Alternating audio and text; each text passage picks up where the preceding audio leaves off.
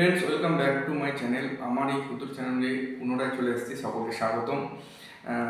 তার আগে বলে রাখি, আমার এই চ্যানেলটি সকলেই সাবস্ক্রাইব করে নিও, তাহলে আমি অনুপ্রাণিত হব এবং অনুপ্রাণিত হয়ে বিভিন্ন ধরনের video, education related video upload করতে পারবো।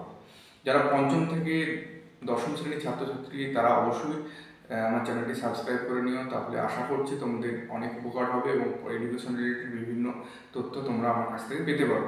এবার বলে রাখি, আগের ভিডিওতে বন্ধু আমরা বাক্য এবং বাক্য শ্রেণীবিভাগ সম্পর্কে আলোচনা করছি। আজকে আমি একটি সুন্দর বিষয় নিয়ে আলোচনা করব, সেটি হচ্ছে বিশেষ করে তোমাদের যে এক্সামগুলো আসবে সেগুলো বাক্য পরিবর্তন আসে, কোন পদ্ধতি বা কোন নিয়মে বাক্য পরিবর্তন হয়, বা কিছু কিছু শর্ট পদ্ধতি আছে, সেগুলো তোমাদের বুঝিয়ে দেওয়ার চেষ্টা করবো। তার আগে বলে রাখি, অবশ্যই আমার চ্যানেলটি, তাহলে আমি খুব উপকৃত হব এবং বিশেষ করে অনুপ্রাণিত হব। আমি অলরেডি আগের ভিডিওতে আলোচনা করছি বাক্য শ্রেণীবিভাগ সম্পর্কে। অলরেডি তোমরা জানো যে বাক্যকে দুটি অংশ দিয়ে বাক্য ভাগ করে, একটা হচ্ছে গঠনগত শ্রেণীবিভাগ, একটা হচ্ছে বাক্যের অর্থগত শ্রেণীবিভাগ। গঠনগত শ্রেণীবিভাগকে তিনটি ভাগে ভাগ করে আলোচনা করছি, একটি হচ্ছে সরল বাক্য, জটিল বাক্য আর যৌগিক বাক্য। এবং অর্থগত শ্রেণীবিভাগকে আমি পাঁচটি ভাগে ভাগ করে আলোচনা করছি। একটি হচ্ছে প্রশ্নবোধক বাক্য, অনুজ্ঞাসূচক বাক্য, নির্দেশাত্মক বাক্য, বোধক বাক্য এবং সদর্থক বাক্য। এইগুলো নিয়ে আমি আগের ভিডিও আলোচনা করছি, তোমাদের আগের ভিডিও তোমরা দেখে নিতে হবে, আমার ডেসক্রিপশন বক্সে অবশ্যই থাকবে, অবশ্যই ভিডিওটা দেখো। এবং আজকে আমি বাক্য পরিবর্তনের কোন পদগুলো দেখে বাক্য পরিবর্তন করতে হবে, কোন নিয়মগুলো দেখে বাক্য পরিবর্তন করতে হবে, সেগুলো আমি সুন্দরভাবে বুঝিয়ে দেবো। ক্লাসটা ফলো আপ করো ফ্রেন্ডস। আমি যে ক্লাসটা নিচ্ছি অবশ্যই সকলে ফলো আপ করবে। আমি ছোট ছোট যে পয়েন্টগুলো আইডেন্টিফাই করে দেবো, তার উপর খেয়াল করে তোমরা বাক্য পরিবর্তনগুলো তোমরা করতে পারো। ঠিক আছে, দেখো, আমি তার আগে বলে রাখি, আমার এই ক্ষুদ্র চ্যানেলটি অবশ্যই সাবস্ক্রাইব করে নিও। আবার পুনরায় বললাম, এবং সরল থেকে জটিল বাক্য রূপান্তরের পদ্ধতি বা ছোট নিয়ম। প্রথম পদ্ধতিটা কী আছে বন্ধুরা? এখানে দেখো, সরল বাক্য ছোট বাক্য হবে এবং সেই বাক্যের যে পদগুলো আছে সেই পদগুলোকে আমাদের সম্প্রসারিত করতে হবে। দ্বিতীয়ত হচ্ছে, দ্বিতীয়টি আছে, সেটা হচ্ছে যে দুটি খণ্ডবাক্য থাকবে, দুটি খণ্ডবাক্যকে নিত্য সম্বন্ধীয় অব্যয়, যেমন যেমন তেমন, যত তত, এরকম অব্যয় দ্বারা যুক্ত করতে হবে। এবং আরেকটি আছে সাপেক্ষ সর্বনাম। সাপেক্ষ সর্বনামে এক্সাম্পল কী আছে? যদি, তবে, যিনি, তার, এইগুলোকে দিয়ে তোমাকে যুক্ত করতে হবে। সাপেক্ষ সর্বনাম দিয়ে তোমার খণ্ড বাক্যগুলোকে যোগ করতে হবে। দেখে না বন্ধুরা, এখানে প্রথম যে এক্সাম্পলটা আছে, দেখো, প্রথম এক্সাম্পলটা হচ্ছে সরল বাক্যে বৃথা আশা মরিতে মরিতে মরে না। জটিল বাক্যে দেখো দুটো অংশে ভাগ করে নিচ্ছি, বৃথা আশা, তারপরে অংশটা করছি মরিতে মরিতে মরে না। তাহলে আমরা যদি তবে দিয়ে এখানে এই বাক্যটাকে আমরা কমপ্লিট করব। যদিও বৃথা আশা তবুও মরিতে মরিতে মরে না, দুটো খণ্ড বাক্যকে আমরা যদি এবং তবে দিয়ে যুক্ত করলাম। নেক্সট যে উদাহরণটি আছে, দেখো বন্ধুরা, নেক্সট উদাহরণটি আছে সরল বাক্যে তুমি না গেলে আমি যাব না। দেখো ক্রিয়াপদ কি আছে? গেলে আর যাব না, এই দুটো ক্রিয়াপদ, গেলে আর যাব না। দেখো, ক্রিয়াপদের দিকে কনসেন্ট্রেট করো, তাহলে আমার মনে হয় খুব ভালো হয়। ক্রিয়াপদ এখানে দুটো, যদি তুমি না গেলে একটা বাক্য, আমি যাব না এটাও একটা। এটা কিভাবে আমরা যুক্ত করছি? তুমি যদি না যাও তবে আমি যাব না, তুমি তবে, যদি তবে, এই যদি তবে দিয়ে আমরা খণ্ডবাক্যগুলোকে সম্পর্কযুক্ত করলাম এবং জটিল বাক্যে পরিণত। এরপর আমরা চলে যাব সরল থেকে যৌগিক বাক্যের রূপান্তর। এখানেও কিন্তু তোমাকে একটি সরল বাক্য থাকবে, সেটাকে দুটো খণ্ড বাক্যে পরিণত করবে, অবশ্যই ক্রিয়াপদ দেখে। ঠিক আছে, নিয়ম কি আছে দেখো বন্ধুরা। প্রথম নিয়ম আছে, এই ধরনের রূপান্তরে সরল বাক্যের পদগুলোকে সম্প্রসারিত করতে হবে এবং স্বাধীন এবং নিরপেক্ষ খণ্ড বাক্যে পরিণত করতে হবে। এক্ষেত্রে সংযোজক অব্যয় দ্বারা তোমাদের বাক্যগুলোকে যোগ করতে হবে, যেমন এবং, কিন্তু, এই সকল সংযোজক অব্যয় আছে। দেখো, প্র্যাকটিস করলে তোমরা অবশ্যই পেরে যাবে। দেখো, প্রথম যে এক্সাম্পলটা আছে, খেয়াল করো বন্ধুরা, প্রথম এক্সাম্পলটা আছে যে সরল বাক্যে সকলে উপনিবেশ করিলে একাদশী নিজেও বসিল। তাহলে মেন ব্যাপার হচ্ছে, তোমরা বাক্যটাকে অবশ্যই অর্থ বুঝতে হবে, তারপর তোমরা পরিবর্তন করবে। তবে কী হবে? সকলে উপনিবেশ করিলে, উপনিবেশ মানে বসলে বা কোনো জায়গায় গেলে বা এখানে বসলে, একাদশী হচ্ছে একটা চরিত্র, এটা মনে রাখবে। একাদশী হচ্ছে চরিত্র। তাহলে দুটো এখানে একটা হচ্ছে উপনিবেশ করিল আর একটা নিজেও বসিল, দুটো ক্রিয়াপদের উপর কনসেন্ট্রেট করবে। দেখো এখানে দুটো খণ্ডবাক্যে পরিণত করছে। সকলে উপনিবেশ করিল, করিলেটা করিল হলো, একাদশী নিজেও বসিল। তাহলে এখানে কীভাবে করব, সকলে উপনিবেশ করিল এবং হচ্ছে অব্যয়, এবং অব্যয় দিয়ে সম্বন্ধীয় অব্যয়, এই অব্যয় এবং অব্যয় দিয়ে আমরা দুটো বাক্যকে সংযোগ করলাম। দেখো সকলে উপনিবেশ করিল এবং একাদশী নিজেও বসিল। আশা করি বুঝতে পেরেছো। নেক্সট যে এক্সাম্পলটি আছে দেখো সরল বাক্যে, ইন্দ্র আশ্বাস দিলেও আমি রাজি হলাম না। দেখো দিলেও এই সংযোজক পদটির মধ্যে দিয়ে দুটো পদকে ভাঙা আছে। দেখো প্রথম পদ ইন্দ্র আশ্বাস দিলে একটা পদ ভেবে নিতে হবে, আমি রাজি হইলাম। দেখো দুটো ক্রিয়াপদ আছে এখানে। যৌগিক বাক্য মানে কি, দুটো বাক্যের যোগফল, এটা মাথায় রেখো। তাহলে দুটো বাক্য যোগফল করতে গেলে একটা অব্যয় সংযোজক অব্যয় দ্বারা যোগ করতে হবে, এই হচ্ছে নিয়ম। দেখো ইন্দ্র আশ্বাস দিল আমি রাজি হইলাম না, এই দুটো খণ্ডবাক্যকে আমি সংযোজক অব্যয় দিয়ে কিন্তু আমি রাজি, ইন্দ্র আশ্বাস দিল কিন্তু আমি রাজি হলাম না, এই হচ্ছে পরিবর্তন। এরপর আমরা বন্ধুরা চলে যাব যৌগিক বাক্য থেকে সরল বাক্য। আমরা পদ্ধতি কি আছে যে এই ধরনের রূপান্তরের ক্ষেত্রে সংযোজক অব্যয়, আমরা যে যৌগিক বাক্য করার সময় সংযোজক অব্যয় দিতে হবে কিন্তু, এবং এই অব্যয়টাকে আমরা তুলে দেব যৌগিক বাক্য থেকে সরল বাক্যে রূপান্তরের ক্ষেত্রে। দেখো সংযোজক অব্যয়কে আমরা বাদ দিয়ে দেবো আর শেষে সমাপিকা ক্রিয়াটি অক্ষুণ্ণ রেখে অন্য ক্রিয়া বা ক্রিয়াগুলিকে অসমাপিকা ক্রিয়ায় পরিণত করব। যৌগিক বাক্যের উদাহরণটি আছে এখানে। দেখো স্কুলে পৌঁছালাম আর বৃষ্টিও আরম্ভ হলো।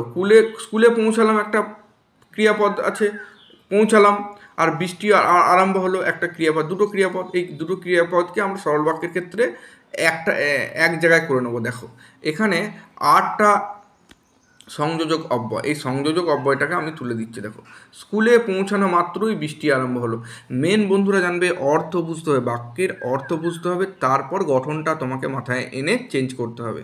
তাহলে স্কুলে পৌঁছালাম আর বৃষ্টিও আরম্ভ হলো, স্কুলে পৌঁছানো মাত্রই বৃষ্টি আরম্ভ হলো।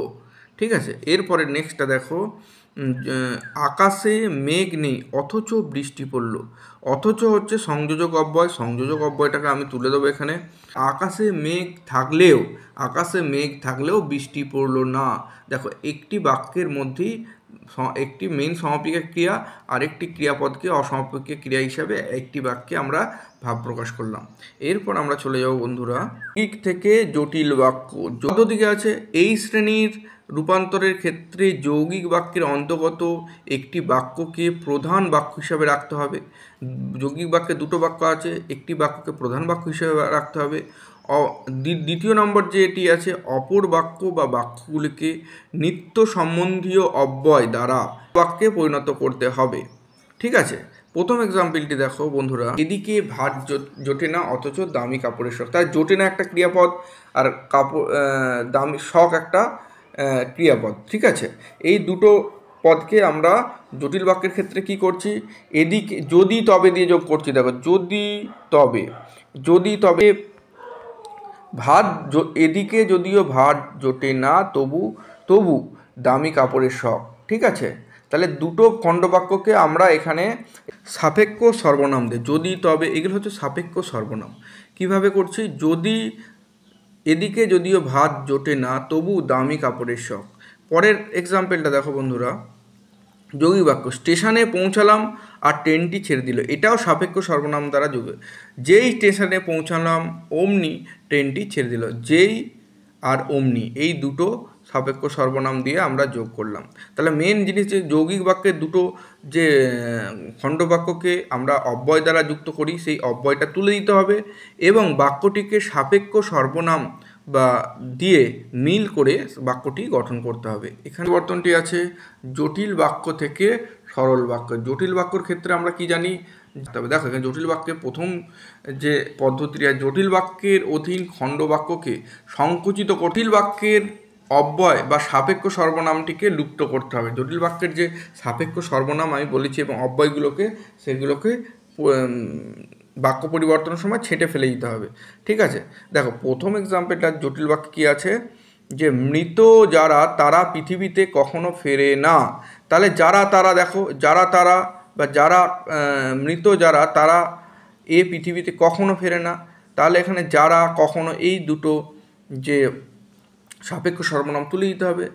মৃতরা পৃথিবীতে ফেরে না কখনো। এরপর জটিল বাক্যে কি আছে, যে যদি সাধনা করা হয় তবে সিদ্ধি লাভ হবে। তাহলে সাধনা করা হয়, দেখো সিদ্ধি লাভ হবে। এই দুটো ক্রিয়াপদ আছে, ক্রিয়াপদকে একটি সাধনা করলেই সিদ্ধি লাভ হবে। দেখো যদি, তবে, এইগুলো আমরা সাপেক্ষ সর্বনামগুলো তুলে দিচ্ছি। তবে সাধনা করলেই সিদ্ধি লাভ হবে। পরিবর্তনগুলো দেখবে, এখানে সাপেক্ষ সর্বনাম তুলে দিচ্ছি। এরপর আমি চলে যাব নেক্সট যেটা আছে বন্ধুরা, জটিল বাক্য থেকে যৌগিক বাক্য। এই যে সাপেক্ষ সর্বনাম দিয়ে যুক্ত হয়, মাথায় রেখে দেবে। আর যৌগিক বাক্য হচ্ছে তোমার সংযোজক অব্যয় দ্বারা দুটো খণ্ডবাক্য যুক্ত হয়। মাথায় একদম ঢুকিয়ে রেখে দাও বন্ধুরা। পদ্ধতি, প্রথম পদ্ধতি কি আছে এই ধরনের। তাহলে জটিল বাক্যে কি থাকবে, সাপেক্ষ সর্বনামগুলোকে একদম তুলে দিতে হবে, ঠিক আছে। তারপর দুটি স্বাধীন বাক্যকে অর্থ দ্বারা বা অব্যয় দ্বারা যুক্ত করতে হবে। তাহলে সংযোজক অব্যয় দ্বারা যুক্ত করতে, মাথায় রেখো, ঠিক আছে। প্রথম উদাহরণ কি আছে দেখো, প্রথম উদাহরণ আছে, যদিও তিনি ধনী তবুও তার যতটুকু অহংকার ততটুকু অহংকারে তাকে। তবুও আর যদিও এগুলো হচ্ছে সংযোজক, এগুলো হচ্ছে সাপেক্ষ সর্বনাম। এই সাপেক্ষ সর্বনামগুলো আমি তুলে দেবো, দুটো খণ্ডবাক্য তৈরি করব। তিনি ধনী, তিনি, যদিও তিনি ধনী কিন্তু সাপেক্ষ, এটা হচ্ছে সংযোজক অব্যয়, কিন্তু তার এতটুকু অহংকার নেই। সংযোজক অব্যয় দিয়ে আমি যোগ করে দিলাম। পরেরটা জটিল বাক্যে কি আছে, গ্রামের শেষ প্রান্তে যেখানে একটা ঝিল আছে সেখানেই তার বাড়ি। তাহলে যেখানে আর সেখানে যে সাপেক্ষ সর্বনাম আছে দেখো, এই সাপেক্ষ সর্বনামগুলো আমি তুলে দেবো, ঠিক আছে। তুলে দিয়ে কী করলাম, গ্রামের শেষ প্রান্তে একটা ঝিল আছে, একটা বাক্য, এবং এটা হচ্ছে সংযোজক অব্যয়। এই এবং সেখানেই তার বাড়ি, সেখানে। তাহলে আমাদের বাক্যের অর্থ বুঝতে হবে, তারপর আমি কিন্তু ভাঙতে পারবো, আদারওয়াইজ কিন্তু ভাঙতে পারবো না। তাহলে এখানে দুটো খণ্ডবাক্য তৈরি করে সংযোজক অব্যয় দ্বারা জটিল বাক্য থেকে যৌগিক বাক্যে আমি রূপান্তর করতে পারলাম। এরপর আমি চলে যাব বন্ধুরা হ্যাঁ বাচক বাক্যকে না বাচকে। করার পদ্ধতি হচ্ছে, এক্ষেত্রে বাক্যের বিধেয় ক্রিয়া বা সমাপিকা ক্রিয়ার পরে নঙর্থক অব্যয় ব্যবহার করতে হবে, ঠিক আছে। দ্বিতীয় হচ্ছে, প্রয়োজন হলে বাক্যের অন্য অর্থের কিছুটা পরিবর্তন করা যেতে পারে। এবং এইভাবে দেখো, উদাহরণ দিলে তোমরা সঠিক বুঝতে পারবে। উদাহরণটা দিই, দেখো প্রথমত হচ্ছে 1 নম্বর উদাহরণ, হ্যাঁ বাচকে সে ছিল নির্দোষ, সে ছিল নির্দোষ মানে তার কোনো দোষ ছিল না। তাহলে কী হবে, আমরা বুঝিয়ে গেলাম না বাচকে তো না, নঙর্থক একটা চিহ্ন থাকতে হবে তবেই না বাচক হবে। দেখো নঙর্থক চিহ্নটা এখানে দেওয়া আছে, সে দোষী ছিল না, তাহলে হয়ে গেল। দ্বিতীয় নম্বর যে এক্সাম্পলটা আছে খেয়াল করে, হ্যাঁ বাচকে সকল মাই আপন সন্তানকে ভালোবাসেন, চেঞ্জ করা আছে দেখো, এমন কোনো মা নেই, দেখো নেই, এখানে হ্যাঁ বাচকের জায়গায় এখানে নেই করে দিল। এমন কোনো মা নেই যিনি আপন সন্তানকে ভালোবাসে না, দেখো খেয়াল করো, এখানে এইভাবে চেঞ্জ করলাম। অর্থাৎ এখানে তোমাকে অবশ্যই বাক্যের অর্থ দেখে যদি হ্যাঁ থাকে, তাহলে নাবাচক করতে গেলে একটা বিপরীতার্থক অর্থ ইউজ করতে হবে, যেটা বিপরীতার্থক অর্থও ব্যবহার করতে পারো, বা বাক্যের সম্বন্ধ বা অর্থ ভেবে সেটাকে নাবাচক করতে পারে। এরপর আমরা চলে যাব বন্ধুরা নাবাচক বাক্যকে হ্যাঁ বাচক। এই যে নিয়মটি আছে, এই ধরনের রূপান্তরের ক্ষেত্রেও বিধেয় ক্রিয়ার নঙর্থক অব্যয়টি লোপ পাবে। যে এখানে না বাচকের যে অব্যয়টি থাকবে সেটা লোপ পাবে, গিয়ে হ্যাঁ বাচকে বিপরীত অন্য বিপরীত শব্দ বসে সেটাকে হ্যাঁ বাচক করতে হবে। দেখো পরেরটা, দেখো পরের যে এটা আছে পদ্ধতি, বাক্যের মধ্যে হ্যাঁ বাচক ভাব আনার জন্য মূল পদ বা ভাবের সঙ্গে অন, নি, ন, নির ইত্যাদি উপসর্গ যোগ করে অথবা নাবাচক বাক্য, আমি মেন ব্যাপার হচ্ছে বিপরীত অর্থযুক্ত পদকে ব্যবহার করতে হবে। এক্সাম্পল দেখো, এক্সাম্পল দেখলেই তোমরা বুঝতে পারবে।